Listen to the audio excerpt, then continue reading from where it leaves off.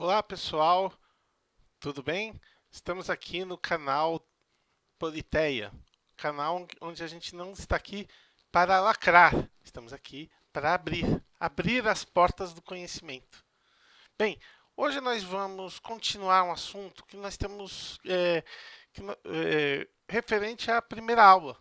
Falávamos da democracia, mas daquela democracia antiga, a democracia ateniense. A gente ainda não estava falando da democracia dos modernos, mas sim da democracia dos antigos. A gente precisa pensar um pouco dessa transição dos fundamentos da democracia tal qual a gente vive hoje. Como é que é essa democracia que a gente vive hoje e no que ela é diferente daquela democracia? Como é que a gente pode diferenciar aquele período desse? Bem, aquela democracia era uma democracia em que o indivíduo era eleito por sorteio, né? Ou na verdade ele era escolhido por sorteio, não eleito, né? As eleições não eram eleições para pessoas, eram referendos, eram plebiscitos, eram votações na ágora, né? O modo de entender a democracia era bem diferente e a participação não era de todos, apenas os cidadãos, os homens livres e pertencentes a Atenas, 10% da população ateniense. A noção não era a noção tal qual a gente vive hoje. A gente também estava vivendo uma civilização bem diferente daquela que a gente vive nos dias atuais. Como que a gente começa a pensar a noção de democracia moderna?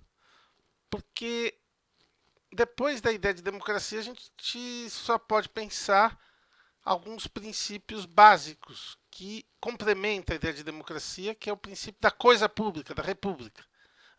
A Atenas não pensava em termos de república, apenas em termos de democracia.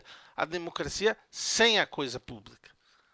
Então, a coisa pública, a ideia de coisa pública foi criada lá em Atenas, depois depois da morte de Sócrates e o início da academia com Platão, pensando os termos das críticas de Sócrates ao regime ateniense. E aí a gente começou a falar da mediana, a ideia da mediana de Aristóteles. Agora vamos para Roma. Roma foi e colocou os termos desta república e de uma ideia de democracia mais adiante, né? Mas como? De que maneira? Ela colocou os primeiros pontos básicos de como uma democracia, ou pelo menos um Estado de direito deve funcionar. Roma era um Estado que não tinha a mesma capacidade de reflexão de Atenas. Era um Estado mais o quê? Era um Estado mais prático. E era um Estado de origem agrícola.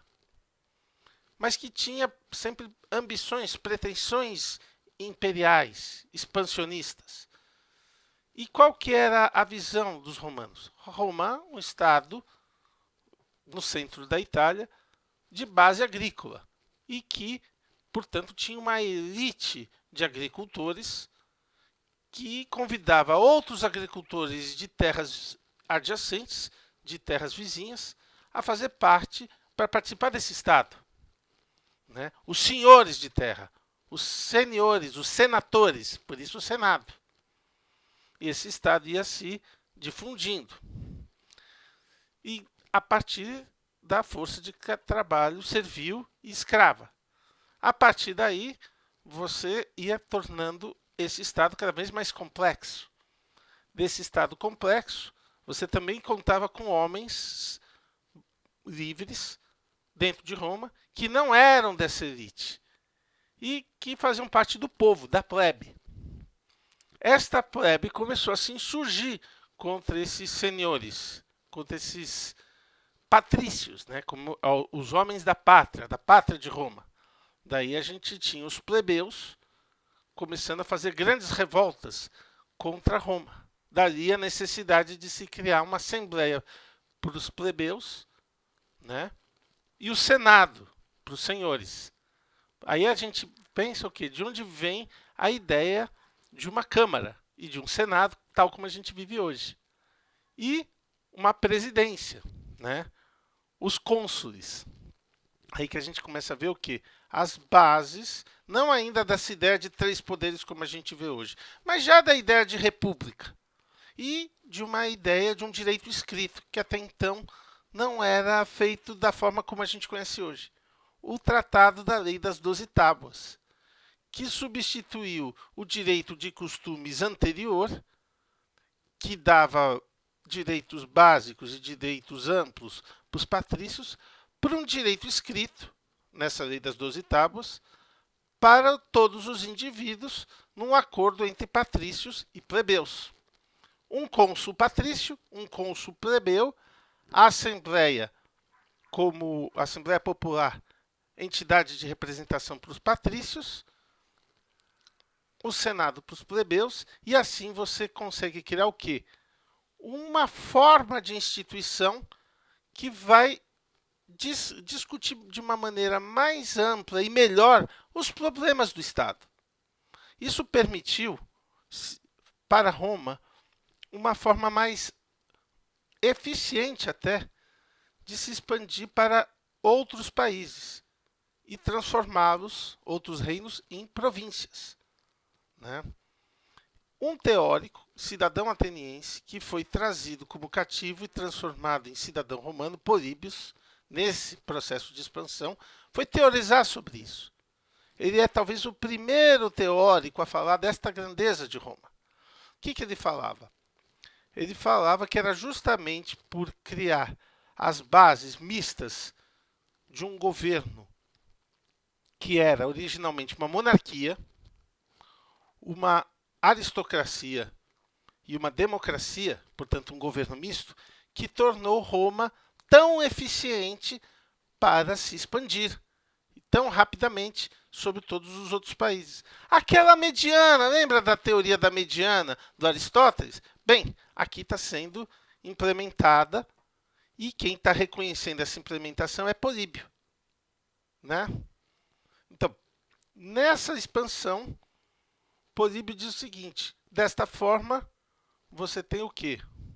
Uma forma mais harmônica dos poderes se desenvolverem e, por isso, você constrói o quê?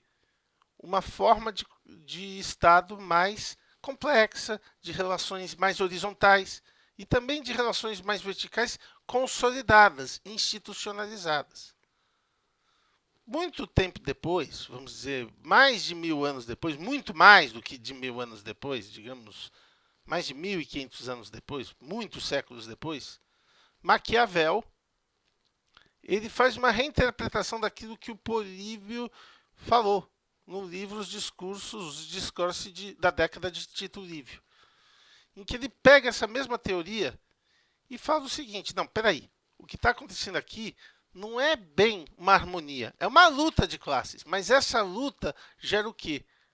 Uma evolução muito maior do discurso, das ações, das atitudes e torna essa república ainda mais poderosa. Quer dizer, a evolução, né, uma forma dialética, a evolução das classes, nesta luta entre classes, nesse antagonismo, fez de Roma a sua glória, o seu momento mais importante. Fez de Roma a sua potência e que fez dela, da sua república, o seu império. Então a gente ainda não está chegando na democracia, mas a gente já está dando o passo seguinte para pensar o Estado de Direito. E do Estado de Direito, o Estado democrático de direito.